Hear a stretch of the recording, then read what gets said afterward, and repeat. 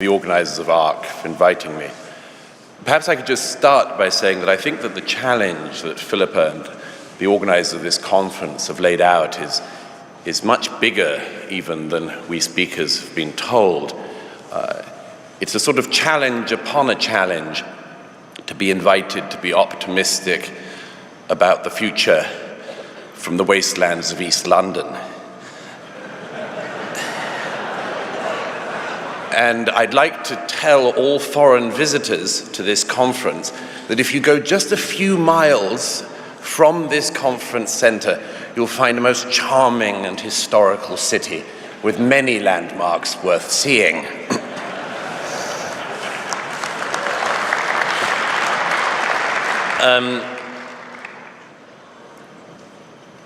One of the questions, I think, that all ages ask themselves is, what do they call the age that they are in? Almost every age has had this question. Most recently, the age of modernism asked what comes after modernism, and the rather unoriginal idea was postmodernism. Postmodernism, of course, included its offspring of deconstructionism, and nothing came from that. But I would like to suggest a name for the age that we should be in, and the age that this conference can help bring in, the age of reconstruction. We should be the reconstructionists. The deconstructionists knew something about how to take things apart, but like children with bicycles, had no idea how to put them back together. So it'll be the job of people like those in this room to try to put that civilization back together, and I'm delighted that that's one of the things that we're gathered here to do. I wanted to lay out two broad ideas of what we can do to bring that to pass. First, let me just give an example. Since we are in Britain and there are many Europeans here, I might just make reference to the fact there seems already to be, not in this room, but in Europe, widely a certain contempt for innovations that are occurring in the US, not least at governmental level. There's a whining and a howling about, for instance, Doge's attempts to not just stop government waste, but actually to reform by exposing government waste. One of the great advantages of Doge so far is that you don't only see a way in which a country like America might balance the budget, but in stripping away all of those layers of bureaucracy and budget, you also unveil underneath it the kind of rot that our societies have been willing to put up with along the way. I gather that the administration in DC is looking to do, after USAID, something which was found to be so rotten that it had to be gotten rid of in its entirety, is looking at doing the Department of Education. In America, as in the rest of the West, there is no greater task to do. In New York State, where I spend much of my time, an average spend at a state school is now per pupil around $35,000 a year. For that sum, K through 12 students finish with only just about half of them with basic literacy and half with basic numeracy. So nobody can tell us that money is the problem. Money is not the problem. You could keep throwing money at this problem and you can still create more and more illiterates. So I just wanted to mention briefly the two things I think that can be looked at. The first is, of course, innovation. Again, for those of us in Europe and in Britain, there's an enormous amount to learn rather than to scorn the American experience. There are reasons why so many of the unicorn startups are from America, why disproportionately they're still from America. There must be something that they're doing right. In this country, we still have a situation where 1 in 5 of the working age population simply do not work, and we, the rest of the taxpayers, subsidize those people not to work. And this seems to me to be a great national scandal, but still something which our governments don't care to address. To my mind, one of the great explanations for this disparity in innovation between Europe and America is a very simple question. It's our attitude towards risk. The idea in America remains that life is indeed risky, that success is risky. And in much of the rest of the West, we've fallen into a kind of complacency, which is a sort of welfarism. When I returned to the UK recently, I discovered that the great debate in the UK was about how to kill the elderly more efficiently. And I was struck that the only argument that any Labour minister could make against euthanasia coming online with the NHS was that she didn't think that the NHS was capable of performing euthanasia efficiently.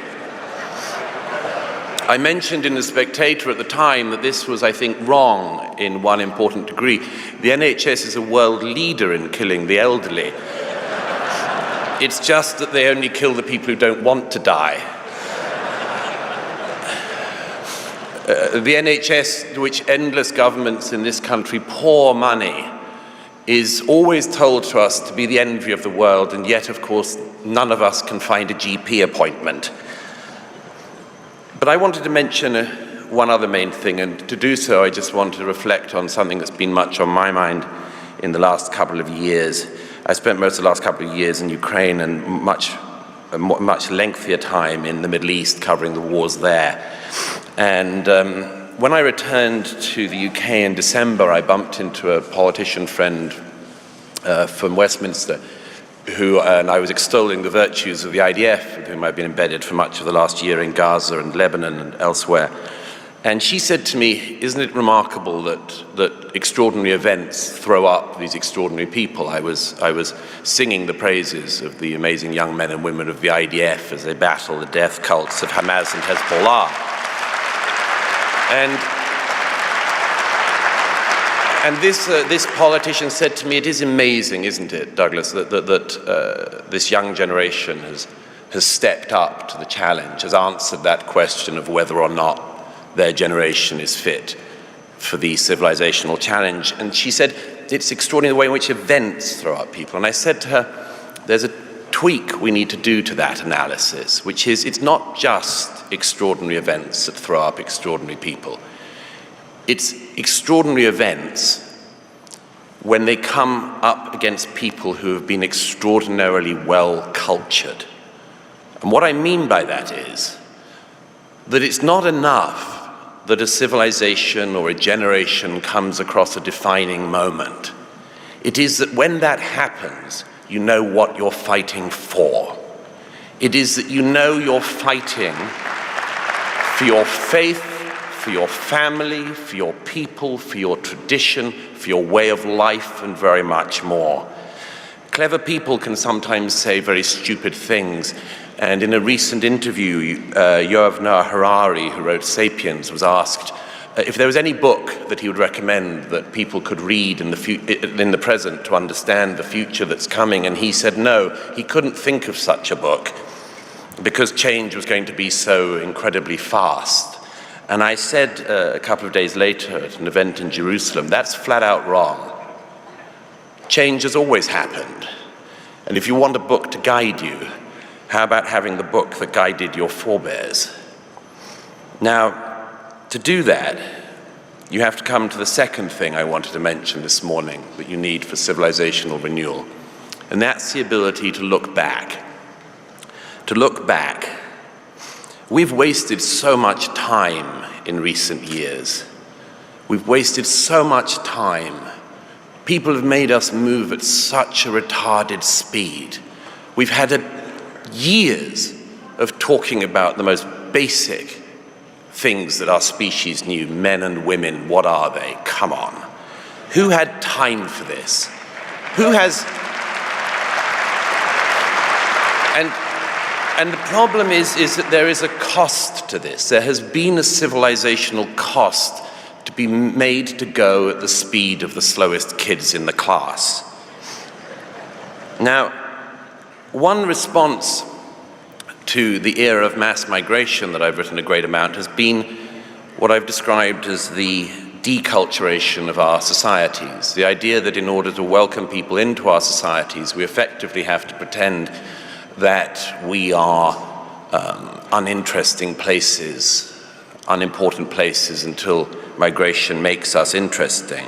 And I just wanted to mention an analogy here, which my friend Eric Weinstein, who's come in today from LA, gave me this idea a while ago. He said, as a boy, he had the impression that ice cream was something whose base flavor was vanilla, and all other flavors were added on top of vanilla.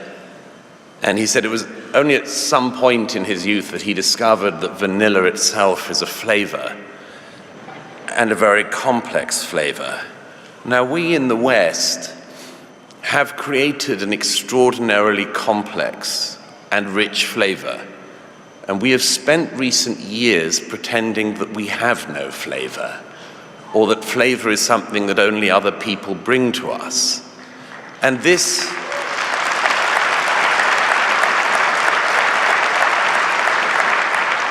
is, of course, flat out wrong, but it's been something that we have told more than one generation of young people in the West.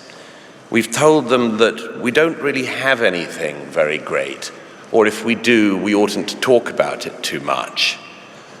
And I believe that that is flat out wrong, because what we have in cities like that, just a little way up the road, and in the cities of Europe and the West, are the greatest civilization that the world has known. And we have the choice. We have the choice either to live in the wastelands or to rebuild them. Now, there are cities in Europe, I think of cities like Budapest, I think of many German cities, where the idea is that you actually can restore beauty to the built environment, that people do not need to wander like lost souls around the wastelands of East London looking for meaning against buildings that tell them you are nothing, you do not matter. We have the opportunity to restore, not just in the built environment, but in the educational environment, to make sure that when we talk about our culture, we don't just talk about it, but we also do it. For people to realize that our culture is not just something they revere, but something that young people can add to understand the conversation, the poetry of mankind, to understand that just because Mozart is great does not mean you cannot build on Mozart, that just because the great buildings are great does not mean you cannot add to them. I would urge, in the age of reconstruction, that our great task is not just to break through with innovation, but to reclaim what is ours, to say that we love it, and that if people wish to join us in the veneration of this civilization, they are very, very willing to do so. If they don't wish to join us, there are other places they can be.